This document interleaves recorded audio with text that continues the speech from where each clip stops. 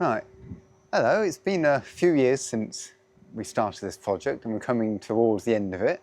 So I thought we'll run through what has actually been done to it and do a more technical run through it for the people who've been asking. So we'll start at the back where the power bank is. So under this table section at the end, which is this whole section at the back, is the battery. We are using prismatic lithium-ion phosphate batteries. We've got 40 kilowatt hours worth set up in 20 cell in series 2 in parallel arrangement, which gives us about 300 to 400 miles hopefully on just the trolley alone. These ones have been chosen because they are inherently quite safe, where some people have tested them and under stabs and short circuits they just poof a bit of smoke and then just settle down and die.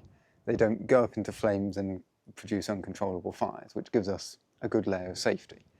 They also have currently almost unmatched cycle life, giving us an estimated 8,000 cycles out of it, or about 20 years life expectancy out of the battery. The downside being is that you have to have a really large battery for your application, hence the quite excessive range out of it. If we move forwards, underneath the front of the battery compartment, which we'll show you in a bit, is the new motor. We've got a large traction motor. It's an internal permanent magnet synchronous motor, which are known for their high levels of efficiency and smoothness. And it means that we've been able to drop off the first stage chain reduction, which we were running previously, which means the whole drivetrain is running a lot smoother and quieter. It's a 40 to 50 kilowatt unit, so it's got a lot of performance behind it, and it means that because we're running it so low, it doesn't get very hot. So we've just come down from Tanagrisha, and it was running at about 2 to 3 kilowatts the whole way. So it heated up by about 10 degrees and just sat there happy the whole way. So absolutely perfect. Moving forward to the next bit is the motor controller. So that's hidden underneath at the bottom with the heatsink exposed to the airflow. That is what's known as a VESC motor controller. So it's an open source one, so we've been able to do all the software and play around with settings and tune it ourselves. That one is a 500 amp unit, so we're able to push up to 500 phase amps continuously through the motor. We've currently capped it at 350 because we can get wheel spin at that if we want to. So we've got a bit more oomph we can give, and we can even peak a bit higher at up to 700. So we can almost double its performance at the moment if we want to. And what looks fairly similar to last year is our control unit. We've got a few additions. So we've added a red light, which will tell you if there's high voltage present in anywhere in your system. That is isolated from all key switches and isolators and stuff, which means if there's a fault, the red light will come on, and then you know that there's high voltage presence. If you expect it, then you just ignore it. The orange and green are the same. So orange is saying that the system is in pre-charge, getting the traction system ready. And the green one tells you that the main relay has engaged, and you can turn the controller on and drive it. The power button in the center is what actually turns the motor controller on and off. So you press it once and you turn it off, turn it on. You press it again and it turns off. So if you're sat at a station waiting, you can just press it, it turns off your traction system, but it means that you can just press it and go, and it only takes a few seconds to be moving again.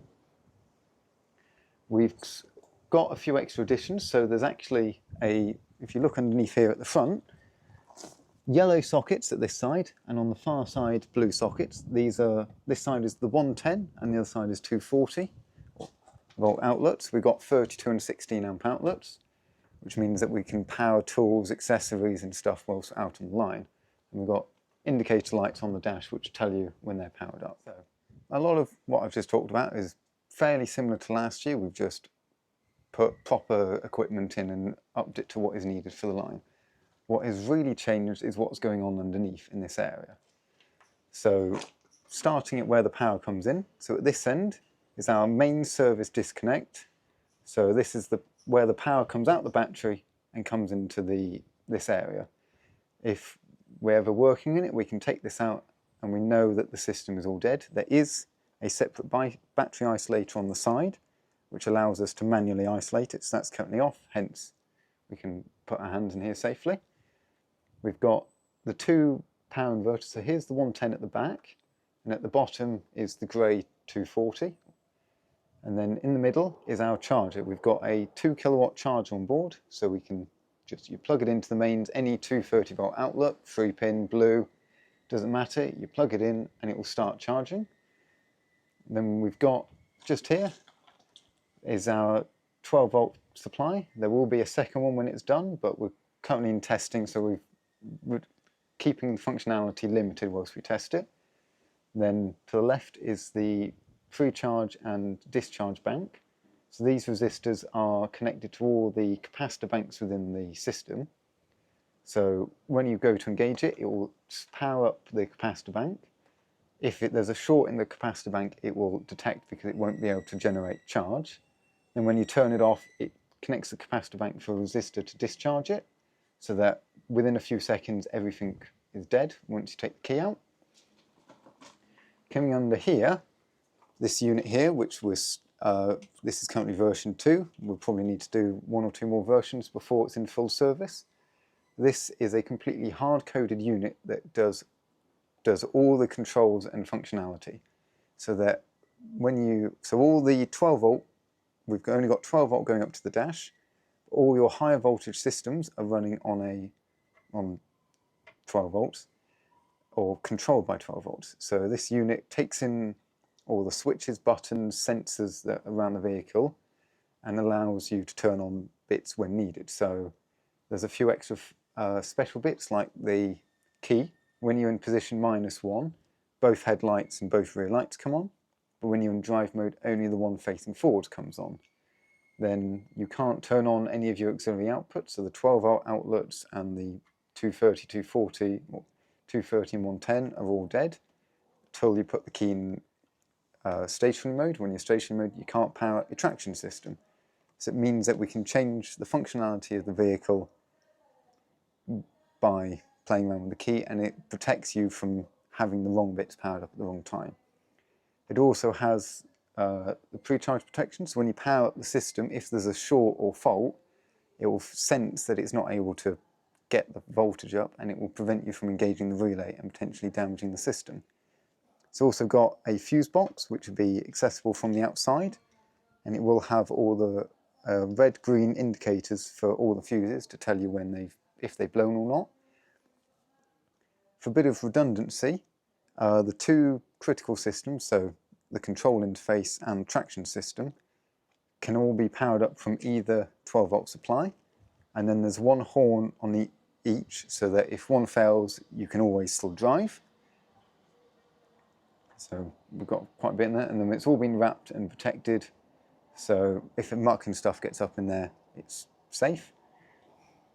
Whilst you're operating, the battery isolator here should always remain on, because this is the disconnects the battery positive line inside the battery itself, and it kills charger and everything. During normal operation, we'll only hit the main isolator here. This one turns off traction system, outlets, lights, everything, but still allows the charger to function, which means when you're leaving it on charge, you can turn this one off, padlock it, and then no one can come and move it and do anything with it. So down here is a complete new addition from any previous year. This is what controls the auxiliary outputs. So we've got under here standard 3-pin outlets, which allows them to power up chargers and any other equipment that can only run off or standardised runs off a 3-pin. Next to it, we have the power buttons for the individual circuits. These will power up and lights will come, the LEDs will light up in the button when you're allowed to turn them on, and if the fuses are in a state which allows you to turn them on. Then once you press them, the orange light turns on, which tells you that it's registered that you've asked for it to turn on. And then if it's all happy, after a few seconds, the green light should turn on, which then means that the outlet's alive and you can start powering tools and stuff off. One extra addition is this tiny little key switch down here. If you put the key in and turn it, it will deactivate everything on the trolley, bar the 230-volt outlets. It'll even block the traction system from coming live, and it means that you can run the trolley like a power bank and leave it at stations instead of using a generator. So when some of the more remote stations get power failures, they have to bring a generator up for a couple of days and frequently top it up with fuel, check on it, and it's quite a lot of faff. Whereas at the moment, the idea is that we could bring this up, put it in the siding next to the platform, turn the little power bank key, and just leave it, and it will power the station for about 2 to 3 days, all being well.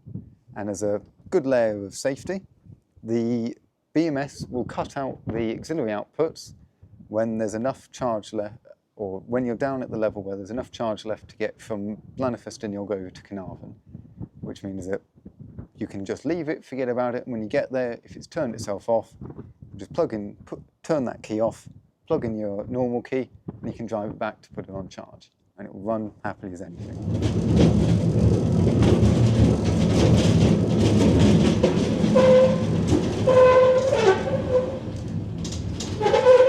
So we've also done a lot of work underneath, which we'll start with the wheels. So we've got 4 new old stock wheels, which have come from the Bluebell Railway, where they've been in storage, and then acquired and then donated from the Rail Trolley Trust, which has been very kind of them. We've had 2 new axles machined. I got them machined whilst I was at Loughborough University studying, which has been very good of them. They had quite a bit of fun doing it. And in the process of doing so, we built 4 new axle boxes, which have got running ball bearings instead of brass bushings, which means the whole system drives a lot smoother. Then in the middle, we've got the motor. So the motor is running a single chain down to each axle. So we're currently only driving off the rear axle for testing. As you can see, we've got a big sprocket on the wheel. This is about the largest we can fit on and still maintain the required clearance. And then we've got a double simplex sprocket on the motor, which will then allow us to run a second chain down to the other axle when we want to get a bit more power and drive through it.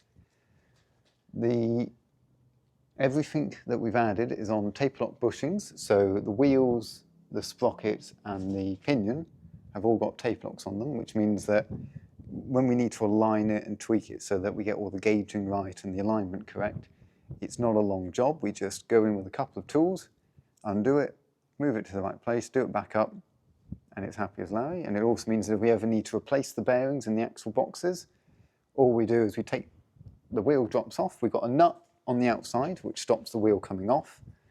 Take the nut off, release the taper lock, and the wheel will slide off, although you need to take it out the trolley because there's a bit of clearance. It's a bit tight underneath there. So this is the new motor. It's from Innotech Power. It's absolutely beautiful. It's got nice big heat sinks so we can dissipate all the heat passively. Currently there isn't any active cooling on this vehicle, and we've had pretty good success with that. The motor's been completely fine in both uphill and downhill runs. The controller, which is up here, is quite small, so the heatsink on it is actually really good at dissipating heat. So once we come to a stop, the temperature drops in a couple of minutes. However, because it's not got much weight behind it, there's not a large thermal mass, so on long sections it heats up over the course of the run. So we might need to add a small fan to it just to get a bit more airflow over it, because it is quite sheltered down here from the air. And we built a nice new motor mount under here. So this is reinforcing this section of the chassis because we're putting all the weight in one place, whereas previously the engine ran between the 2 sections of the chassis. So we've got a mount which bolts onto the C section at the front here and to the original member here, which the old Jap engine was on, and just gives it a bit more strength so that we don't have to worry about any issues with the chassis bending or not being able to cope with the weight, because it wasn't designed to have a motor hanging off of it. So all good and strong now, and it's been running perfectly. So the last change that we've really made underneath is underneath both sides of the running board we've added lights across its length, which means that when they're working at night on track beds where there's not much space to the side, it illuminates the area around the vehicle, which means they can safely get on and off without much hassle, which has proved quite effective. We've had it out at night and it's illuminated very nicely.